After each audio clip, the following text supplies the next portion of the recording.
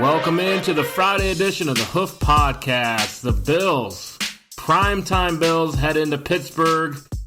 Pittsburgh coming to Buffalo. And the Bills are looking to start 10-3 or better for the first time since 1991. Wow. How old were you guys in 1991? Well, am I lying about my age or am I telling the truth? Because I was born in 87, so I was 4 years old. Almost 5, though. My birthday's in January. I was born in 87 as well, so I was 4. Well, I was born in 83, so, you know, I'm old. Senior citizen of the group here. Yeah, I got 4 years on you. Yeah, that's a long time, to say the least. Wow. Kind of shocking, though. You'd think some of those other teams the teams that went to the Super Bowl in 93, 92, that those teams would have been, 10-3 at some point too, but I guess not, huh? Yeah. I mean, this Bills team, I mean, it's been rough, It's been rough. We had some rough moments. So I'm glad we're riding the ship. It's getting better. So I'm just going to ride the wave. Yeah, we got good old Chris Collinsworth this week. It's always a good one. Dude, I love Sunday Night Football. Yeah, I do. I love the presentation. I like it better than Monday Night Football for sure. I agree. I think they do a better job than Monday Night Football. And as we said on the live show, ESPN is so biased against the Bills that they're never going to give us the credit we deserve. We have to go in there in a couple weeks to play New England again, and all the love is going to go to New England and about how their playoff chances are on the line. They're not even going to talk about Buffalo again because that's what they do. But we know what to expect from them. Sunday night, I'm hoping we get a little more love. I'm hoping they split the time. And, yeah, they just, in general, do a better job with the pregame show and in the calling of the game. Yeah, no, I mean, Carrie Underwood, that's going to be a sight to see, even if it's just a 30-second video of her singing with them legs. So I'm excited about that, actually. Yeah, hey, bring it on, right? Hey, Carrie Underwood, waiting all day for Sunday night. That's what we're going to be doing, man. It's going to be rough. And you better stick to your day job. That was half sung, half spoken. That's not bad. All right, so this is a big game for the NFL. Steelers are the best record in the NFL at 11-1, and the Bills are 9-3. I mean, lots of implications in this game. Primetime football. So it really made me wonder, who do you think is the best team in the NFL? Currently, the power rankings on NFL.com, they have the Chiefs number 1, the Saints number 2, Steelers 3, Packers 4, Bills at 5. Do you guys agree or disagree? Do you think the Bills should be ahead of the Packers to start out with? Yes. I think the NFC is nowhere near as strong as the AFC this year. And I think you could put almost 4 or 5 AFC teams ahead of the best NFC team, which I agree is probably the Saints and Packers at this point. But, again, I'd probably take the top 5 AFC teams over those two teams. No. I mean, in the rankings, you can't do that because they're not playing the same games. But if they went head-to-head with even, I don't know, the Raiders playing the Saints or the Packers would still have a chance to win versus any team versus the Chiefs or, even the Bills and Steelers. I still like our odds against those teams. So if your rankings are talking which team is better than which team, then yes, I would have to put the AFC teams a little bit higher. Well, I think that the Saints and the Packers are really good teams. And, I agree with the rankings the way they stand. I'm okay with where Buffalo is. I think the Bills, they still have something to prove, right? That we haven't reached the mountain yet, and we've had some opportunities to take off the Chiefs or to beat the Tennessee Titans. No, I know the Bills are better than the Titans right now, but the Chiefs, I still think the Chiefs are the best team in the NFL. Yeah. There's Nobody's no question. Disputing that one. Yeah, I think the Chiefs are definitely number 1. The Saints are number 2. Yeah, I think the Saints are number 2. With Drew Brees, they gotta have Drew Brees in there. This Taysom Hill stuff, they're still a good team overall, but I don't think they can beat. I don't think they can win a playoff game with Taysom Hill, to be honest. He's not going to play in the playoffs. Right. Well, yeah, they'll have Drew Brees back at least next week, possibly for this weekend, but it looks like maybe not. But yeah, I mean, Drew Brees makes that team a lot better, but there still is that team overall. Do you trust that defense, that offense, to beat some of the teams in the AFC at this point? I don't know. The Saints are still my favorite to make it to the Super Bowl out of the NFC. They were my preseason pick, and they've shown all along that they are good enough to be there. But yeah, again, it depends on where you rank it. I would be fine if somebody told me this was their rankings at this point in the year. I don't have any major disputes or arguments to make here. But if we're just looking in terms of football and which teams I think are better, again, I think the AFC is a lot stronger than the NFC this year. I don't trust the Packers, plain and simple. I think one week they could score 45 points, and the next week they'll score 3. Right. And nobody bats an eye. That's kind of how I feel about them as well. They're inconsistent. They can't get it done. They have all the pieces, but they Right. lose weird games here and there, right? Right.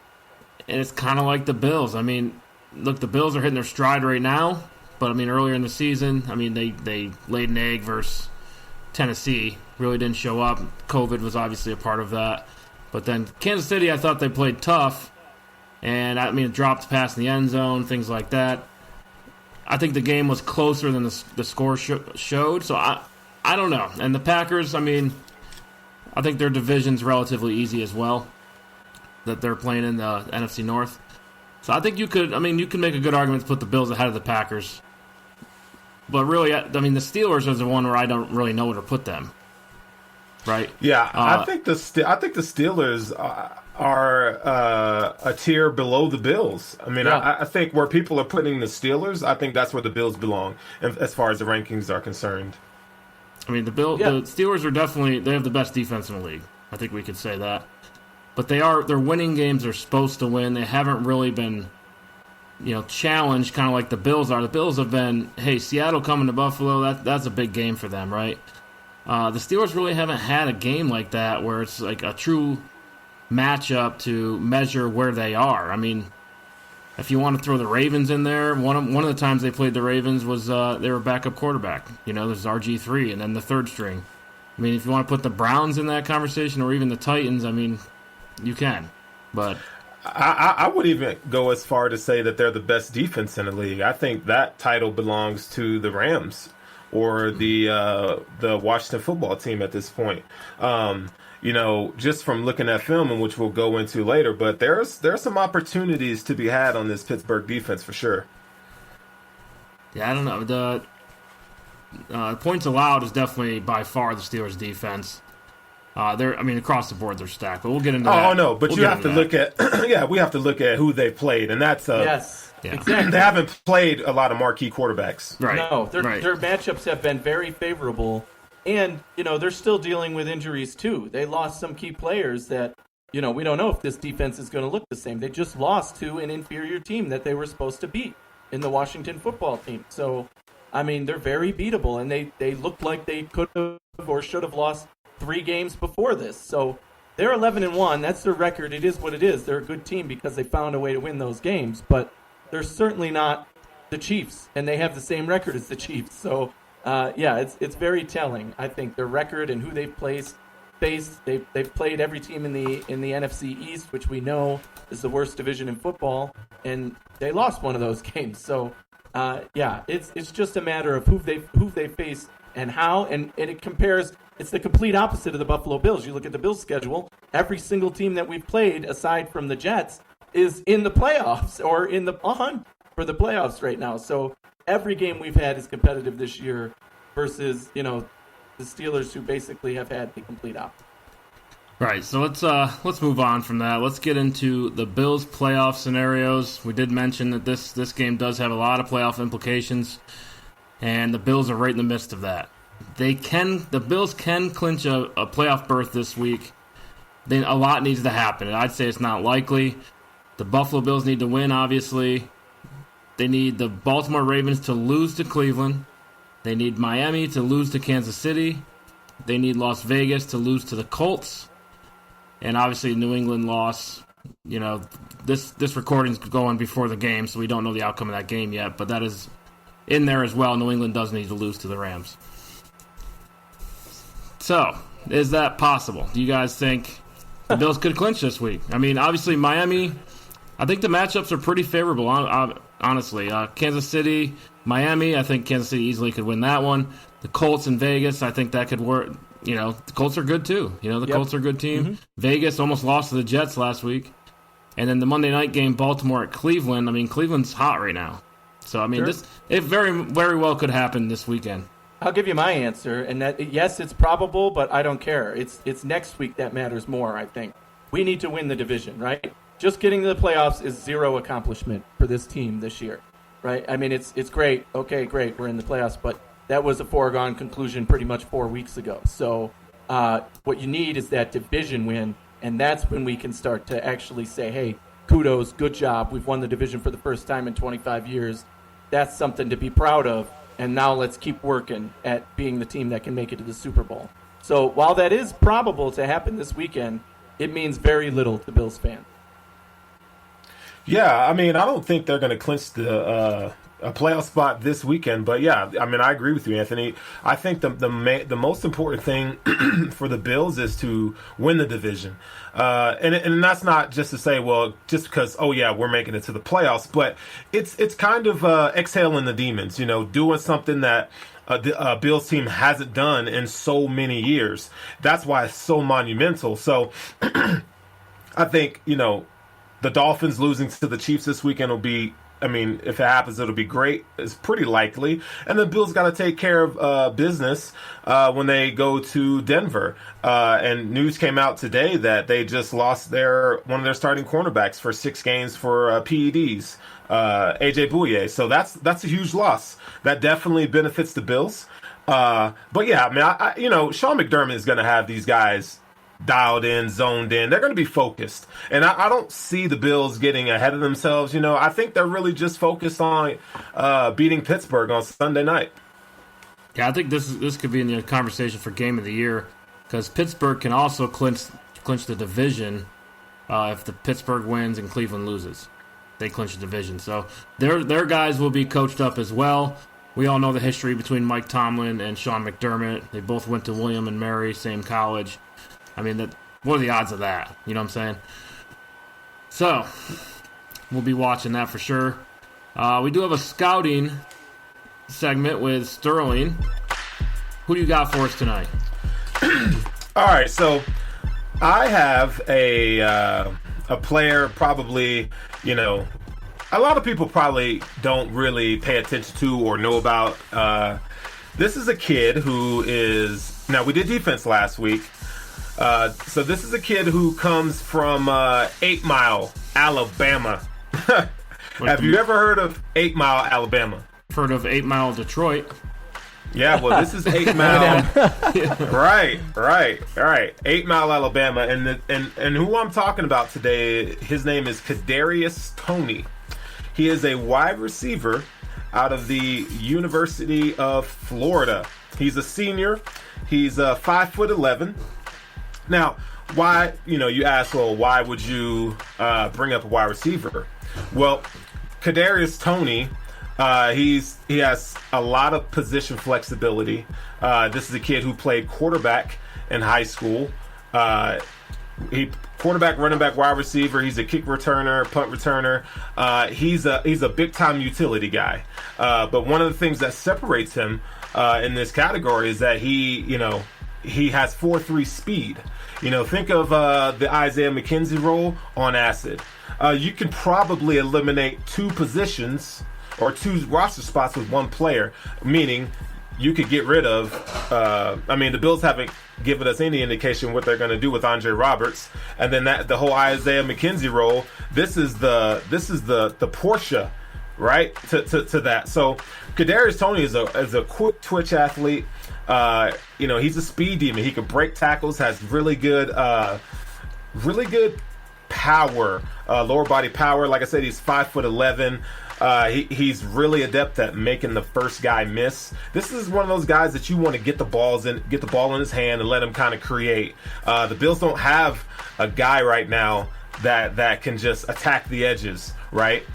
Think of Tyreek Hill when he first came into the league. Tyreek Hill, he developed into what he is right now, right? He wasn't looked at as a a top flight wide receiver, but one of the things that he did possess was that speed and work ethic. I think Kadarius Toney is along the same lines of that. I'm not saying he's going to be Tyreek Hill, but he is going to be a matchup nightmare at the next level. So far this season, he has 53 receptions, 649 yards, 8 touchdowns, 1 rush, and he has 1 punt return for a touchdown. One couple of highlights: he averages 22.2 yards per kick return and 14 yards per punt return. We all know that Kyle Trask, the quarterback for Florida, likes to throw the ball around, and they have a ton of weapons, but this is a guy that when he's on the field, you have to account for because he has legendary speed. He's very agile. He could play in the slot. I don't think he's Cole Beasley level, but he's showing a trend that he's getting better at his route running. So I think this is a prospect to, if I had to liken him to someone, from a Bills perspective, I'm going to say like a Roscoe Parrish. We saw Roscoe Parrish come out of the University of Miami back in the day. He was a great kick returner, punt returner. He did offer some flexibility, maybe not as a running back, but as a wide receiver, you kind of get him on jet sweeps and actions like that. So I think Kadarius Toney kind of reminds me of Roscoe Parrish, but I think this is a guy that he could be had in rounds 3 to 4. I think there's probably on my wide receiver big board, I have him ranked 9th right now. So I project him to go rounds 3 to 4. But, we'll see. The combine could help his stock rise. I think teams are going to want to see what his route running ability is. I don't know yet, but he might be going to the Senior Bowl, which I'll be there. So if he is there, I'm definitely going to be keeping an eye on Kadarius Toney. But I would love for the Bills to get him, just because you can never have enough weapons for a young quarterback. And I think now we're on the stage of trying to complete the offense, and what a great way to complete the offense to get a chess piece like Kadarius Toney. He does kick returns, punt returns. Nice. Yeah. Okay. Yeah, it might be an opening there. We don't know. Right. I think you're right in terms of restricted free agent Isaiah McKenzie, and we don't know what's going to happen with Andre Roberts, who will be a free agent at the end of the year. But yeah, if they could bring in one guy for cheaper than the cost of those two, a guy who's younger and might be seen as a little bit of an upgrade. Granted, Andre Roberts is pretty good at what he does right now, and we would like to keep him around. But who knows? If he gets a $3 million contract offer from some team, I don't think the Bills can match that, right? That's just too much. And bringing in a rookie makes sense. And this guy, I like this because while you're talking, I can look up the film and watch a little bit of the film. And, I like what I see. I really do see the Isaiah McKenzie comparison with some jet sweeps. But he has speed down the field, and he has ability to match up with guys, it seems, that we have not seen from Isaiah McKenzie. I don't know. I sleep really good at night knowing that Andre Roberts is our kick returner. I haven't had to worry about that. We haven't talked about that. Right. It's just all season.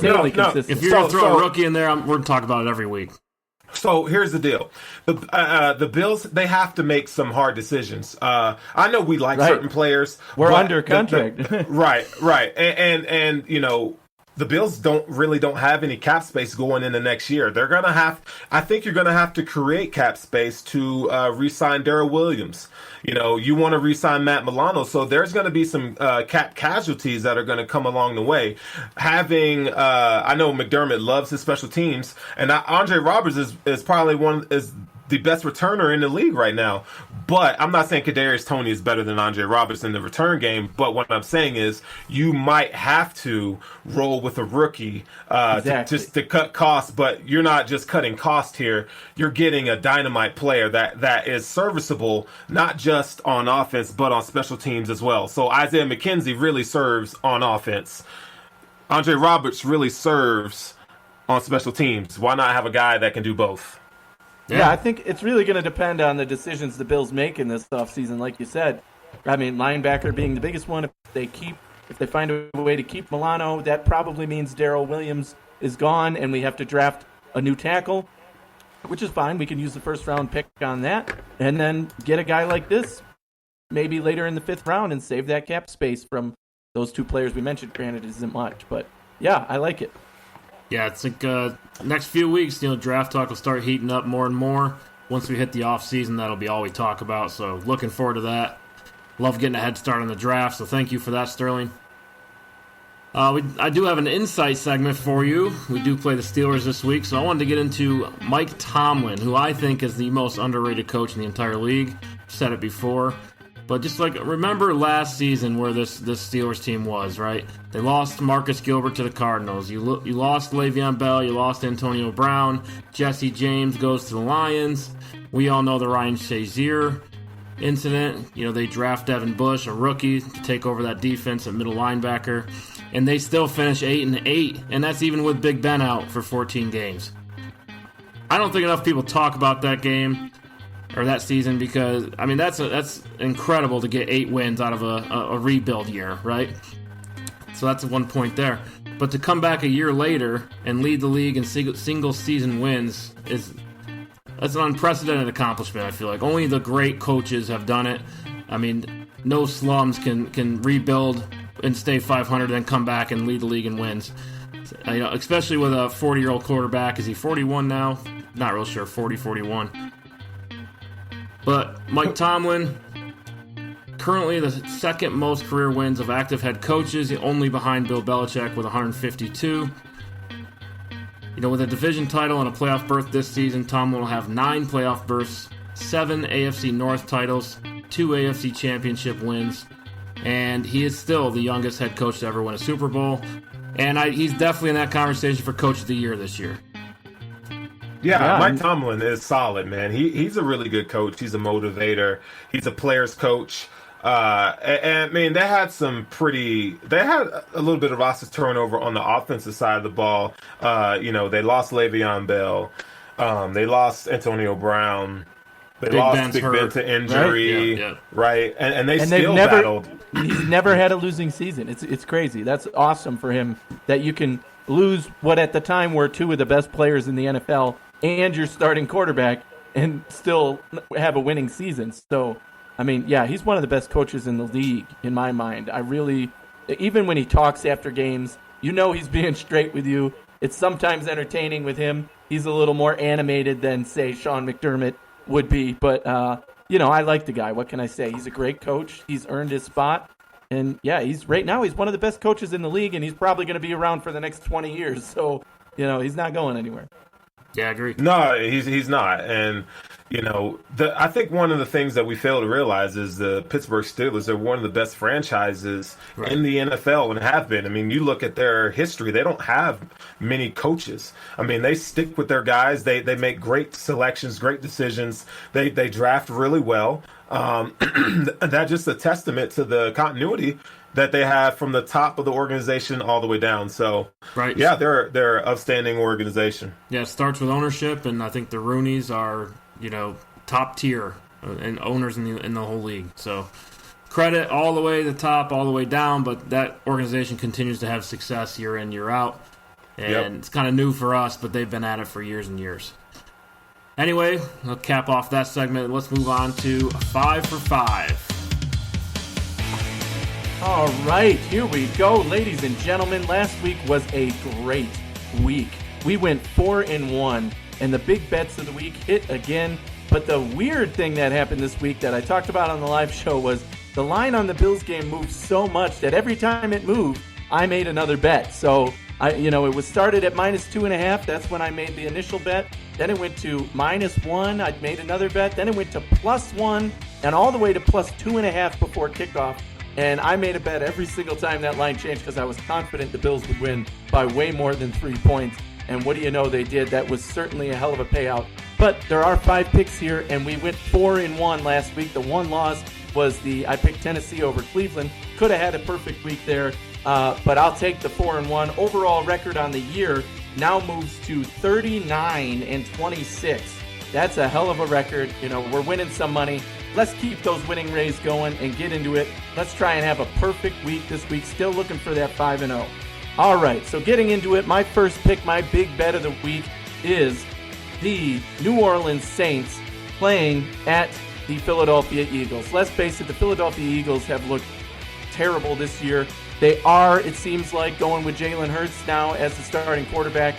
But when you play a rookie quarterback, they're going to have their bumps and bruises, even though he looked good when he came in. This Saints team is way too good. Their offense has been firing, even with Drew Brees out. It's debatable whether or not he'll play this week, but probably not. But even with Taysom Hill in there, I think this team is going to do some serious damage against the Philadelphia Eagles and a rookie quarterback. So let's move on to pick number 2. I'm taking the Atlanta Falcons -2.5 against the Chargers. Obviously, the Chargers just got kicked in the mouth. They got shut out. A horrible loss for them. And the Falcons have been trending in the complete opposite direction, playing really well. Their offense is finally getting going now that Julio Jones seems to be healthy again. So I'm taking the Falcons -2.5, playing at home versus the Chargers. My third pick of the week is another team that's been trending in the right direction. That's the New York Giants. I'm taking them +3.5, playing Arizona, who, again, is just going in the wrong way. They've been not looking so great ever since that miraculous win versus the Bills. They have not been the same team and not played up to consistency. So I'm taking the Giants getting points. I actually think they could win this game. +3.5 versus Arizona at home for the Giants. My fourth pick of the week, I'm picking the Bills again. They are favorites in this one right now. Again, the same line that started last week, -2.5. I do think the Bills will win this game by more than a field goal. So I'm taking the Bills -2.5 at home versus Pittsburgh. And the last pick of the week, my fifth pick, I'm taking the Vikings. There was a couple of teams I could have picked here, but I went with the Vikings getting 6.5 points versus Tampa Bay. So, I mean, this was one I couldn't turn down. Vikings, I expect this to be a good competitive game. I think they can win it. I'm picking against Tom Brady again, but we'll see how that works out, even coming off a bye. So my 5 picks again for you this week. The Saints are my big bet of the week, -7 playing at the Eagles. The Falcons -2.5 home versus the Chargers. The Giants +3.5 at home versus Arizona, traveling to the East Coast. The Bills -2.5 at home versus Pittsburgh. And the Vikings -6.5 versus Tampa Bay. Come on, let's get that money. Let's do 5-0 this week, a perfect week. So you're taking the Bills again, 2 weeks in a row. Yeah, the money line is just too competitive to say that the Bills are not a better team by more than a field goal at home versus this Pittsburgh team, who has been also trending in the wrong direction. So the question is, how much money are you going to put on that game? The same bets I do every week. I'm not going to bias it toward my team, but if the line continues to move, you have to continue to bet it, right? If you're confident and you make a bet at the beginning of the week -2.5, you should certainly double down on that bet if the line changes in your favor. So, that's the way it works with gambling. I mean, that's kind of common sense, but yes, if you think a team is going to win by that amount, you should continue to bet it. So hopefully I get that opportunity again this week, and you better believe that I'm going to take it if the Bills end up as underdogs in this game. Oof, that's why I don't gamble. Anyway. Steelers come to town. They're going to Buffalo. Sunday Night Football. Steelers coming in at +11 for the turnover ratio, is first in the league. The Bills and the Steelers both averaged the same amount of points per game at 27.8, but the Steelers are only allowing 17.6. That is good for first in the league. So what do we got? Let's get into this. Let's go Steelers offense versus this Bills defense. Sterling, how about you kick us off on the matchup? What does the Bills defense need to do to stop this passing game? Well, let me tell you, just from watching some of the film, what their offense is made of. Lots of passing. Big Ben leads the league in passing attempts. You're going to see a lot of 4 and 5 wide receiver sets. I find their offense very predictable. They're either in when they're in power sets, like you're going to see pistol a lot. That's when they're going to try to run James Conner. You're going to see them kind of in a bunch set with a tight end, whether it's Eric Ebron or the guy Gentry or whoever it is. You're gonna see run, but they like to. Big Ben has his whole thing, his career. he was one of those guys that likes to push the ball down the field. Well, now he's a lot of short to intermediate passes, so you're going to see a lot of drag routes and picks and crossers. And it's kind of like what the Bills do, the short to intermediate. But one of the things that Roethlisberger has kind of adapted to this year, he likes to throw the ball outside the numbers. He's made his living there this year. This is the offense that they struggle running the ball. I still think their offensive line is good. I mean, among active quarterbacks right now, with at least 10 starts, Big Ben is he's the least sacked quarterback in the league. So you're gonna if you bring in pressure, you're gonna have to mix it up.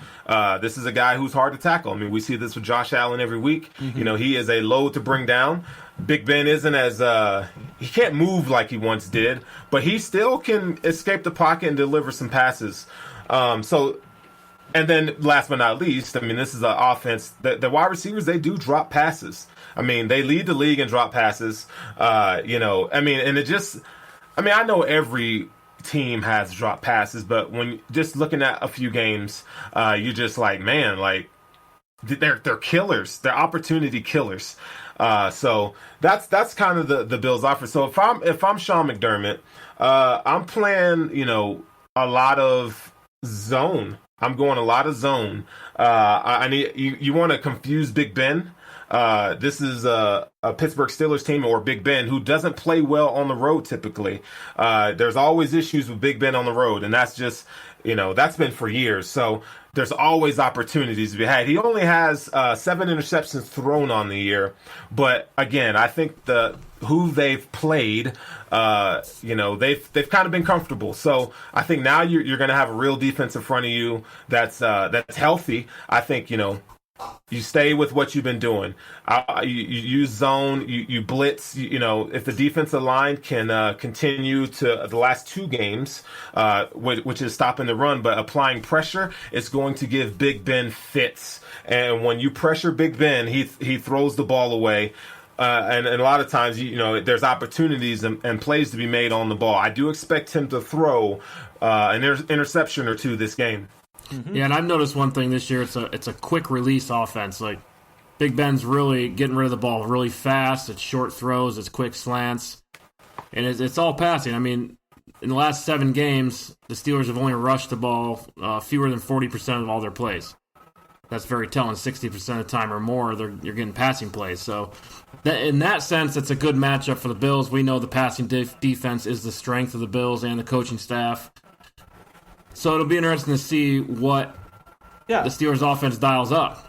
I mean, I think I want to compliment a couple of things that Sterling said. I love the word predictable for this offense because that 90% of the time they're passing it. Not literally, but obviously the majority of the time, even on short downs, 3rd and 3, what are they going to do? 3rd and 2, they're more likely to pass than they are to run the ball at this point in the season. And that plays right into the Bills' strengths at this point, especially now that our defense is getting back to full strength. Matt Milano being out there is huge for this game, I think, because he's going to cover, the running backs on some plays or the tight ends. So those short passes that you talked about, Eric, aren't going to be as available for Roethlisberger. And if they get pressure on him, the other thing I wanted to highlight, he's not a mobile quarterback. And I said this on the live show, too. I think that's something that this Bills defense has shown, we have to play differently versus these mobile quarterbacks because they can roll out and make plays against us and find that open man. But Ben Roethlisberger is not going to be able to do that. He might be hard to bring down, but he's going to be throwing a lot of balls away because nobody's going to be open because our guys are going to drop back in coverage, and that's what they do best. And number 2, he's going to have pressure in his face. I think there will be a couple tip balls, just like we saw versus Washington, that could end up in the hands of Buffalo Bills players. So I do expect us to get a couple of turnovers in this game as well. And I really think, I said this on the live show as well, we are going to limit this offense. What they do best is pass, and really what they do most is pass. And the Bills are best at stopping the pass, and their run game just isn't threatening.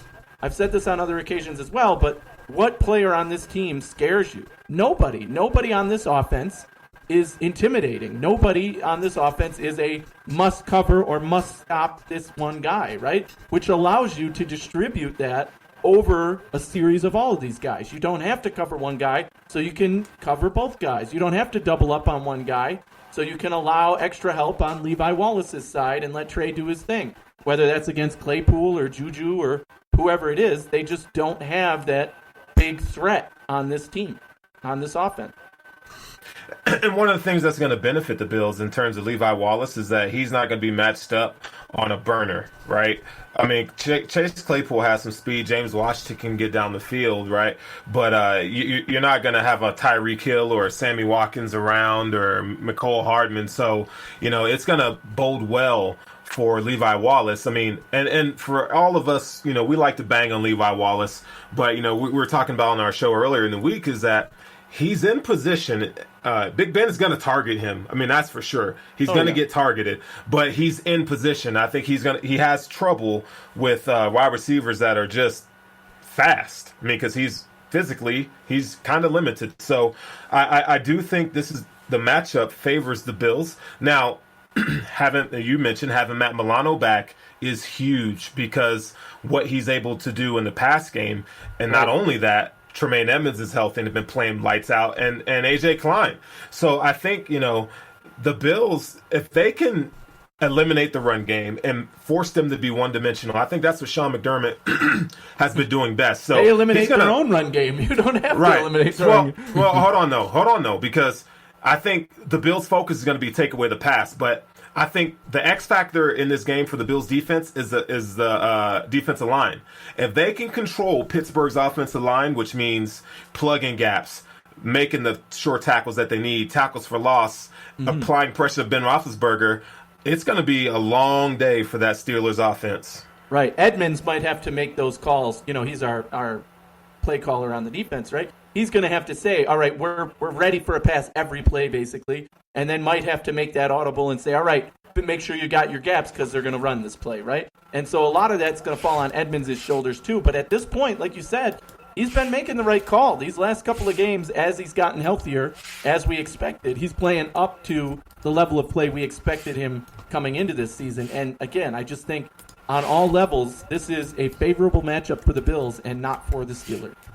Yeah, the Steelers' offense only averaging 344 yards a game. It's 21st in the league. So I think it's not really a big yardage offense, but it's very precise, right? They are scoring points.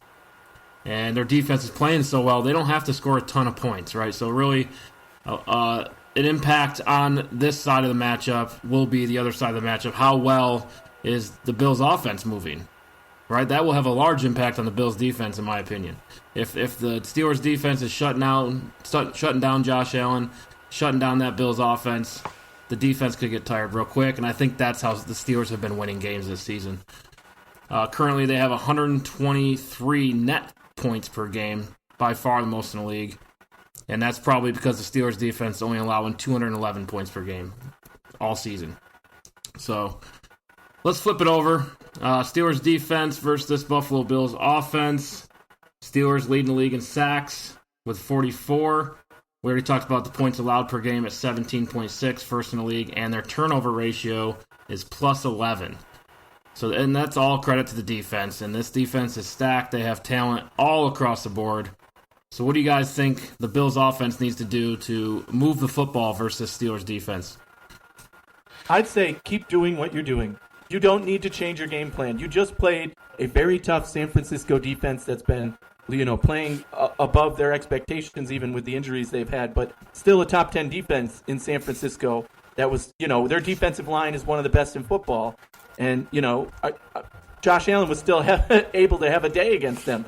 Don't change the game plan. You can still run the ball. You don't have to overemphasize the run, but you win and lose on the back of Josh Allen. So let Josh Allen play this game the way he's been doing it. Do not change the game plan. There's nothing against this Steelers defense that is that majorly different than San Francisco's defense at this point. Let Josh Allen do what he does best. Let Cole Beasley get open. Throw it to Diggs when you need to. If he's double covered, Gabriel Davis has been there to make big plays. It has to be in the hands of Josh Allen. Let him do his thing.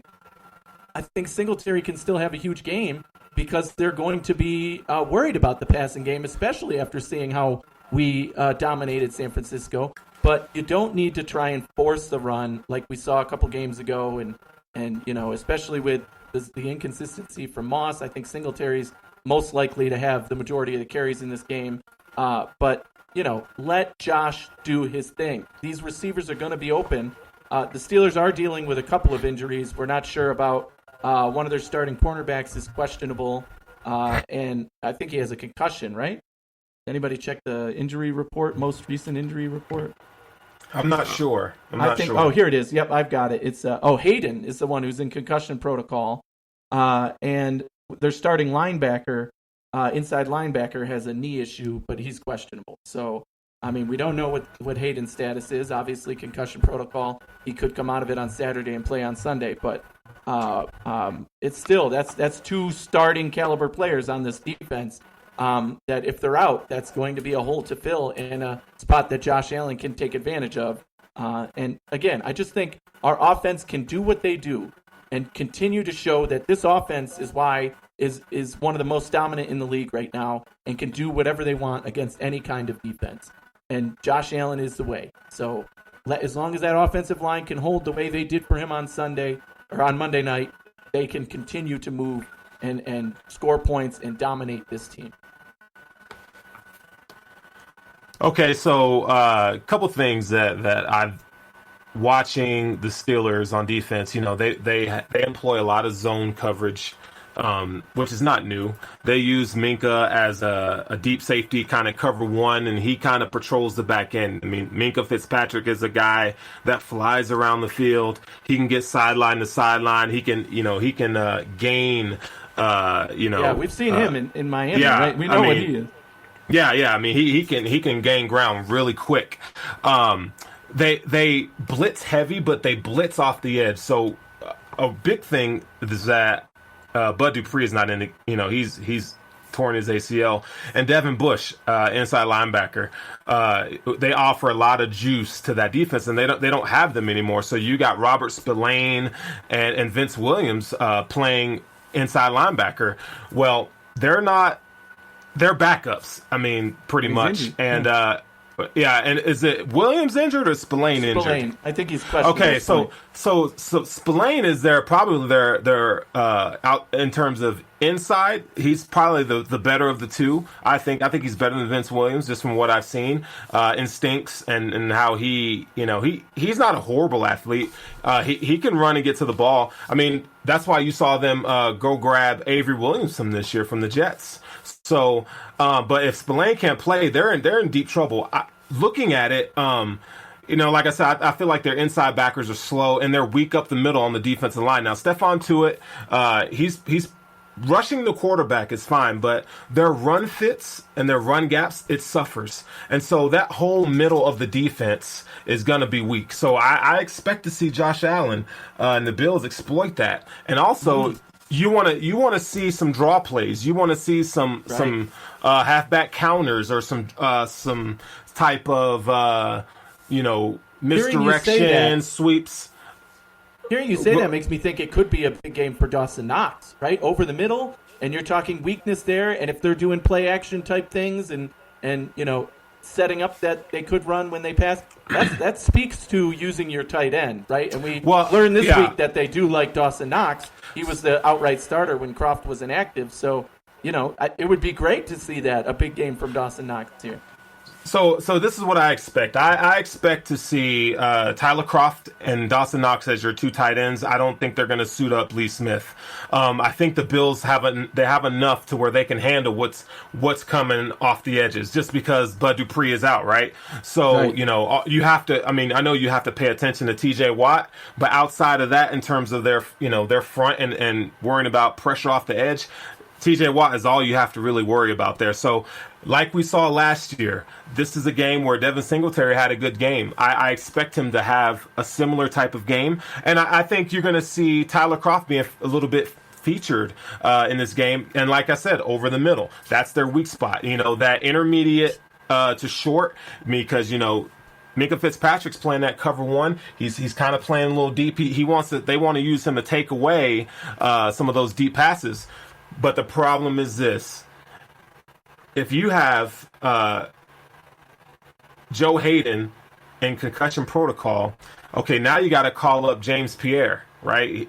and that's not going to bode well. So with these Bills wide receivers, I don't see, who's going to cover Cole Beasley. That's going to be a mystery in this game. Cole Beasley could be the big-time X factor that gets this offense rolling, as we've seen for the past few weeks. So I think, if I were the Pittsburgh Steelers, I would not blitz. I would keep a safe zone, or try to mix it up. But if the moment you blitz, Josh Allen's going to have a field day. Josh Allen's one of the leading passers in the NFL when facing the blitz. So I think that Mike Tomlin and those guys, I think they know that. I think they know it.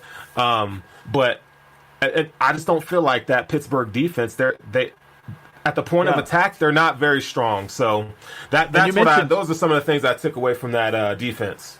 Yeah, I mean, I mentioned that the offense, there's not really a player that scares me or that you have to game plan against. This defense would, if Bud Dupree was here, then you'd have a two-sided attack with TJ Watt, right? And TJ Watt's the guy who comes after the quarterback. So now that you can game plan against Watt, and, they do have a good backfield with Minkah Fitzpatrick and Hayden. But if Hayden is hurt and it's only Fitzpatrick, and both of those guys can be beat, right? Neither one of them is like, oh my God, that's an absolute shutdown guy that I'm not throwing the ball to, especially when we're talking about the likes of Stephon Diggs and Cole Beasley. Those guys are going to be open against most guys. So I do think even if those two do play and start, that our guys can take advantage of them and be open on some plays, and Allen can find the open guy. It's really Watt that I'm worried about, because what our defense has, or what our offensive line has shown, is that when there's a dominant player on the other side, we face the likes of Aaron Donald and with the Chargers too, we saw that when they have one guy that can make play, it seems like they're in every single play. So I'd like to see the Bills actually shut down a team that has a player like that and not see them hitting Josh Allen every other play. Although we have fixed the offensive line since then by taking out Brian Winters and putting in Ike Bacher. It definitely better versus pass protection. Still needs a little work on the run game, but certainly will help versus a guy like Watt. Yeah, and I worry about turnovers with they Joe can't Hayden, take the ball away. Yeah. Minkah Fitzpatrick. They're not quite shutdown guys, but they are pick-off artists, and especially for sure, Fitzpatrick. And I know if it was me, I would not game plan to throw the ball down the field all that much. Josh is going to want to, but I wouldn't do it. I would go screens. I would go run game, like Sterling said, and try to keep everything underneath. I think the Bills should attack them deep, because I think they need to put Minkah Fitzpatrick in position where he has to choose. Like, you do need to throw some concepts in there where, you have deep crossers over the middle. Kind of like what we saw with the Miami Dolphins early in the year, those deep crossing routes. Now, having John Brown is definitely going to hurt, because he would really stretch this defense out. But, Minkah Fitzpatrick's probably main responsibility, he's going to be keeping an eye on Stephon Diggs, right? Because we know, even if Joe Hayden does play, Joe Hayden can't keep up with Stephon Diggs, right? Yeah, so that's going to leave, that's going to leave Gabriel Davis on the other side. So I think there's opportunity. If it's another rookie, if it's James Pierre, like we think it is, then I think there's going to be opportunities for wide receiver too. If Joe Hayden can't go, that changes the game plan for sure. Oh yeah, and the one thing I think that I do want to see again in this game is, and we've seen more and more leading up to this game, is Josh Allen fooling the cornerbacks and the safeties back there. Right? We saw the wide open touchdown to Gabriel Davis in the last game, because Josh Allen was able to fool, I think it was Sherman who was on that play, because he cut in and the wide receiver did not, and because he followed Josh Allen's eyes. Yeah. Right, because it was credit to Josh Allen for Brian fooling Daboll the cornerback. as well. Of course, he's making the play call, but that's what I mean. I want to see it on the field. Minkah Fitzpatrick is clearly a guy who can follow the quarterback and figure out where he's throwing the ball. Josh Allen can fool him by looking one way and looking a guy open on the left and, throwing it to him instead. If Minkah cuts one way, you throw it the opposite way, right? And as long as he can do that a couple of times a game, I'm not saying he's going to completely fool him, but when they are able to do that, they have to capitalize. Yeah, I want to see the Bills kind of come out a couple times in like a shotgun, like Y flex, where you have three wide receivers on one side, and then you run your, your inside slot guy. You're going to have him do some sort of inside route. You didn't even have the guy in the middle kind of do the deep crosser. And then what you're going to have, what that's going to do, if you see the Steelers come out in that single high safety look, okay, now Minkah Fitzpatrick, like I said, he has to choose. And that's where I would send Stephon Diggs on a go route, right? Because if you send Stephon Diggs on a go route, and now you got Minkah Fitzpatrick, he has to go play that. And then you're going to see Terrell Edmonds have to take one of those wide receivers. And then if Spillane's out, Vince Williams not very fast. So there's going to be opportunities for the middle of the field, or, if you want to throw the quick slant to wide receiver 2 on the left-hand side, or however they want to work that out, there's going to be opportunities to be had on this defense. I'm telling you right now. I think the Bills are going to win big. Did you know Tremaine Edmonds had a brother on this team? What? Yeah. Damn. I'm going to beat Chris Collinsworth to it. That was There's last 3 year. brothers on this team. I don't know if you know that or not. What? Yep, Or in this game. 2 on the Steelers. Obviously all Tremaine's of the on our Edmonds. team. Yep. The Edmond brothers. No. You didn't know that? No, I don't think the other Edmonds kid is on the Steelers did you know anymore. TJ Watt's in this game too? No. Okay. Wait a second. Oh wait, he's JJ Watt's brother, right? Oh yeah. Oh shoot! Yeah. Can he make tackles sitting Oh on the my sideline God. eating a sandwich Dude. too? Do you know how?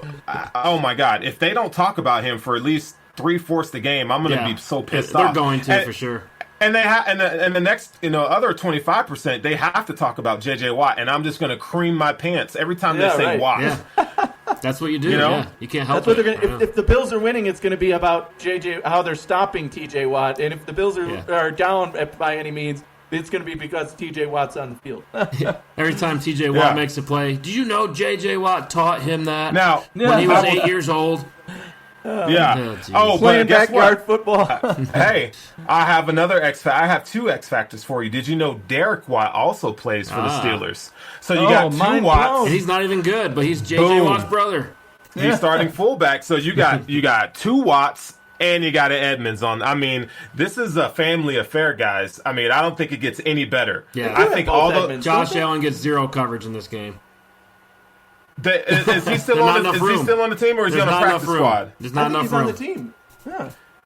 I don't know. I don't see him. I don't see him He on might the be squad. roster. He might be on. Did you know he was on the team though? Wait. Yeah.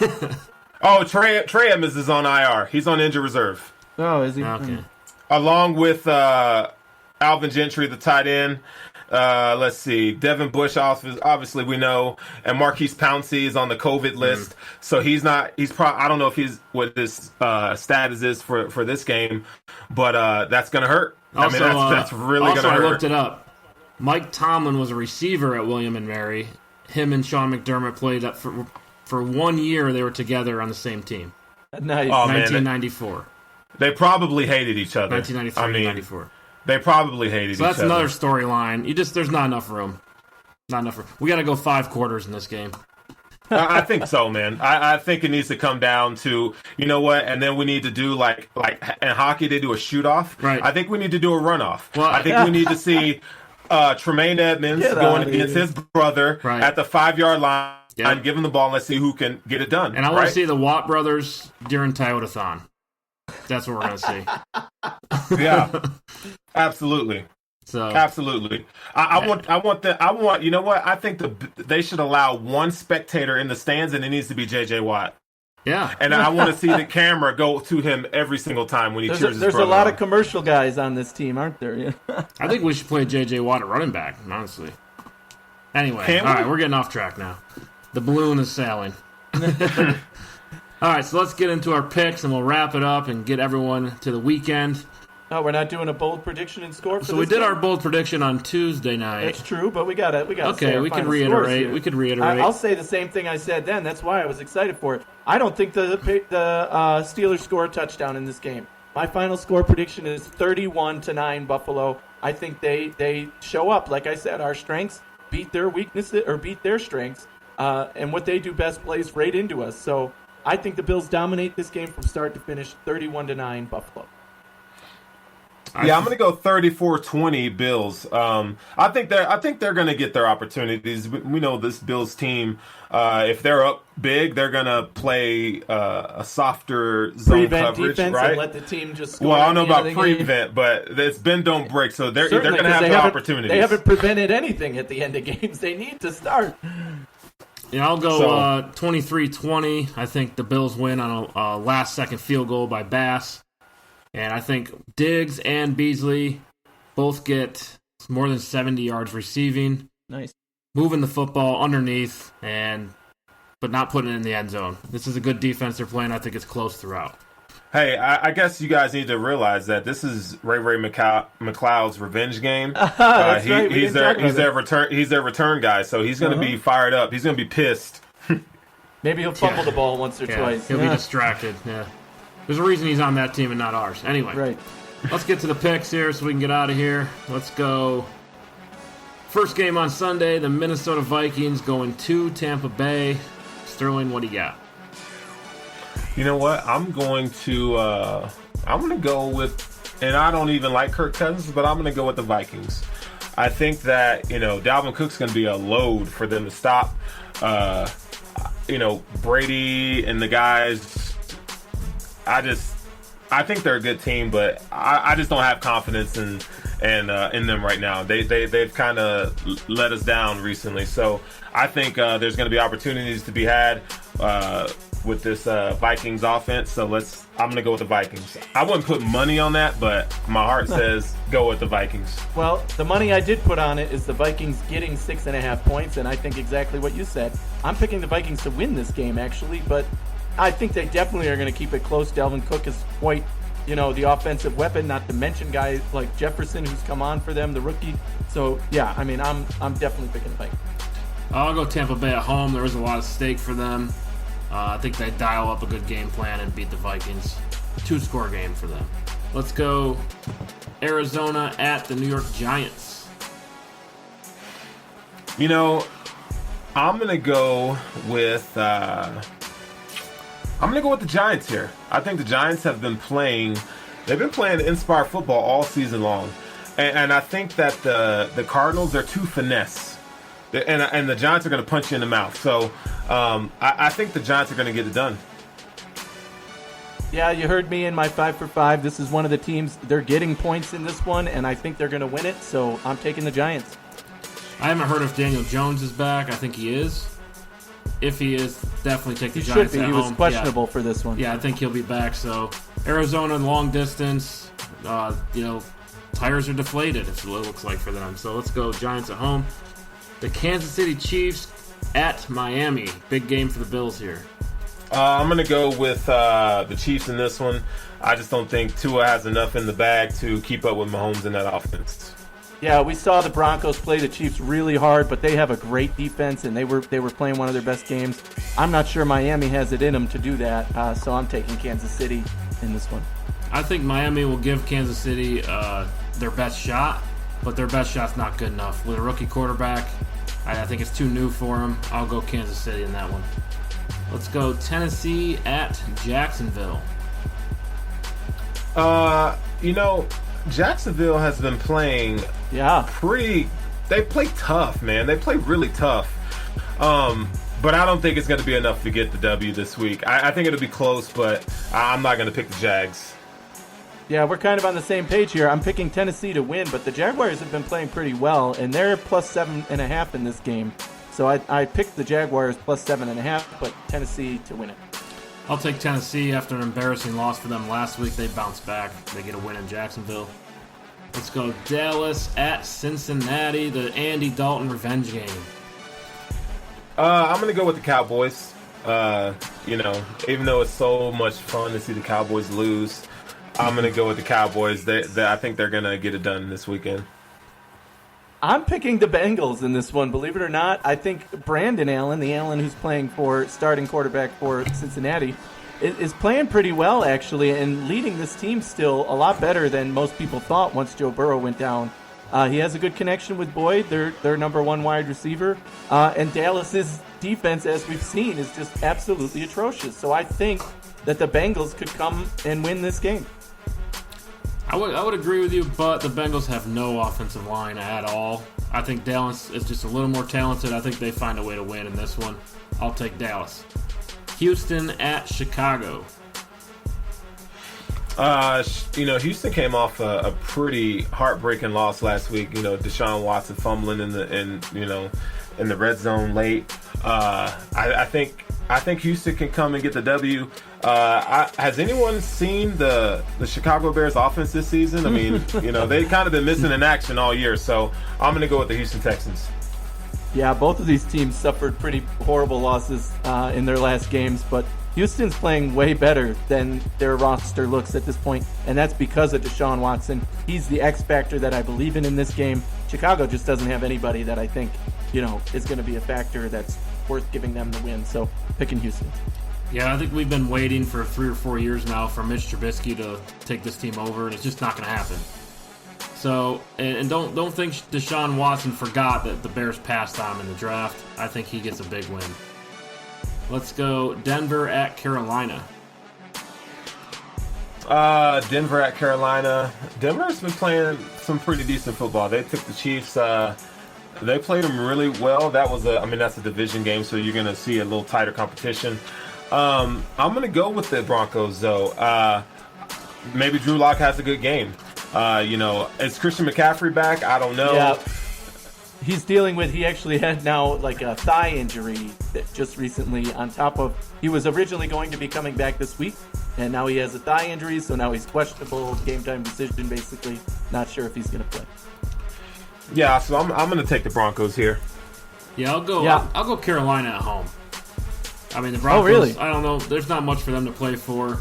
Carolina, at least at home, I think they do have momentum with the new coaching staff. I think you're wrong there. The Broncos, Drew Lock is playing for his life, right? If the Broncos lose, they're probably going to give up on him. He certainly balled out versus Kansas City and showed that he at least has the guts to play for his life, And so, I'm picking the Broncos in this one. Well, the reason he's playing for his life, though, is because he hasn't been good up to this point. So I don't expect him to be good. He was now. injured, and that was a problem. Yeah, well, that's part of even then, I picked him to be like one of the guys that I thought he played well toward the end of last season, and he did, but he just hasn't really grown. It seems like he has not progressed, and so I think it's time for the Broncos to look. If he doesn't have it by now, I think it's time for the Broncos to pass. They got it. They got to get another quarterback. They got to. And then maybe it ends with Carolina. Well, certainly these last few games are his last audition to do that. Yeah. So he wants to play his best football. All right, moving on here. Let's go New York Jets at Seattle. Well, the Jets did fire the best defensive coordinator of all time. So I think they're gonna be hurting with the loss of Greg Williams. So I'm gonna say DK has about 150 yards and 2 touchdowns because we know that Jets defense is he would have had 203 touchdowns if Greg Williams was still there. Clearly picking Seattle in this one. The line is a little high. It's 14.5 right now, and the Jets offense has at least started to look a little bit better. So I might bet on the Jets with that many points, but Seattle's going to win this. I think Jamal Adams has 3 forced fumbles in this game. I'll go Seattle. Let's go Colts at the Raiders. I'm going to go the Raiders coming off a big win last week. I'm going to go with the Colts here. I think they need this game big time. Both teams need it really bad, but I think, for the sake of the Colts, I think they're the better football team right now. Yeah. Raiders are here to miss. Yeah, I know. Yeah, the Raiders had to have a last-second, we don't really want to win this game versus the Jets to beat them. So this Indy team is still one of the best defenses and most competitive teams all around. So I think Indy does pull off the win here. It's probably going to be a close game, but I'll take Indy. I'm going to take Las Vegas at home because I think that win last week, they knew the season was over if you lose to the Jets, but somehow the miracle play, it happens. I think the players are believing again. They're in a good position. I think Vegas gets it at home. Let's go Washington at San Francisco. Washington, man. I really like this squad, dude. Ron Rivera was a perfect storm. I think they can take care of business against the San Francisco 49ers. Yeah, I do too. I think just like the Bills limited that San Francisco offense, this Washington defense can do the same thing. And, being led by Alex Smith, they've really showed up on offense as well now. So I like Washington in this game. Yeah, I like the Washington defense. I mean, they're starting to roll. I'll go Washington as well. All right, we all agree there. Let's go New Orleans at Philly. New Orleans. Philly is a train wreck, man. And then now you got Jalen Hurts is a rookie quarterback. I mean, I don't know. I was never high on Jalen Hurts. So, I mean, the Eagles are still the Eagles, and they suffer. So I'm going to go with the Saints on that one. Yeah, this might be the matchup of the best team in the NFC versus the worst team in the NFC. Granted, they're playing without Drew Brees still in this one, most likely. But like I said, this is my big bet of the week. I just think I thought the Saints would lose at least one without Drew Brees. They have not yet, so that might not bode well in this one, but I'm still picking the Saints. Yeah, and I'll go to Saints as well. Agree with Sterling. I was never a big believer of Jalen Hurts. Let's go Atlanta at the Los Angeles Chargers. Oh yeah, Justin Herbert. Can he get a W? That's and when we give him a W this week, can it be by more than 2 points? Can he get a comfortable victory? I'm gonna go 10 points with the Chargers. I'm gonna go with the Falcons here. They were one of my bets. I just think the Falcons are playing better football right now. The Chargers just got punched in the mouth after losing a tough game to Buffalo that they probably needed to win. They got embarrassed by the New England Patriots. The Falcons are clicking on offense. The Chargers' defense is their weakness. It didn't seem like Herbert could do anything in the game against New England. Granted, the Falcons' defense is a lot weaker than that team, so I do expect them to score points. But their problem leading up to this was still that they find ways to lose games, and I still think that's going to be the case against Atlanta. Yeah, I think there's something going on with the Chargers and the coaching staff. They're just with that roster. It seems like they would have a couple wins at least, not just the Jets and the Jags, right? So I'm going to take Atlanta. I just think they're in a better position right now. Let's go Green Bay at Detroit. Green Bay. I think, and it's not going to come down to a Hail Mary. Green Bay handily in this one. All right, I actually think that Detroit can play this team competitively. As we said, I don't trust Green Bay. They're inconsistent. We're not sure what they're going to do week to week. I think Detroit can beat them in this game, but I'm picking Green Bay to win, but it's going to be close and competitive. The line is 7.5. I'll take the Lions with that. I think Aaron Rodgers is the Tom Brady of Detroit. He wins there every single year, and I'm not sure what the record is. We'll have to look it up for next show, but I'll take Green Bay. And the final one of the week, Baltimore at Cleveland on Monday night. Oh, man. You know what? I'm going to throw some love, man. I'm going to go with the Browns. I'm going to go with the Browns on that one. I'm going to give them some love. All right, well, I'm definitely going to take Baltimore in this one. I just think Cleveland, even though they had a game this week where they beat a good Tennessee team, they still don't look good against good teams. And this Baltimore team matches up better versus Cleveland than Tennessee did. So I am going to take Baltimore. Yeah, I'm going to go Baltimore as well. I just think they're a more complete team. They want what Cleveland has, and if they get a win here, I think they're still in the conversation. What are they, 6-5? Yeah. So it's not over yet, and they're going to be desperate. So thanks for joining us, everybody. That wraps up the show. Looking forward to Sunday when the Steelers take on the Buffalo Bills in Buffalo. Huge game, biggest game of the year, right? It's got to be. I mean, certainly, yeah. It's going forward big. for sure. This has, the Kansas City game was probably the biggest game of the year. Or maybe even New England. Certainly, we knew that this game was going to be the most competitive, the one that means the most down the stretch. If we win, this puts us in prime position to become the number 2 seed. Right. So you have to. It's certainly important in that sense. So yeah, be sure to check out our reaction on Tuesday night, 9 p.m. Eastern. Check us live on YouTube, Facebook, Twitter, all the major platforms. And you can check out our recorded show on Friday, all the major podcast platforms. Be sure to check us out. Have a good weekend. Go Bills. Peace.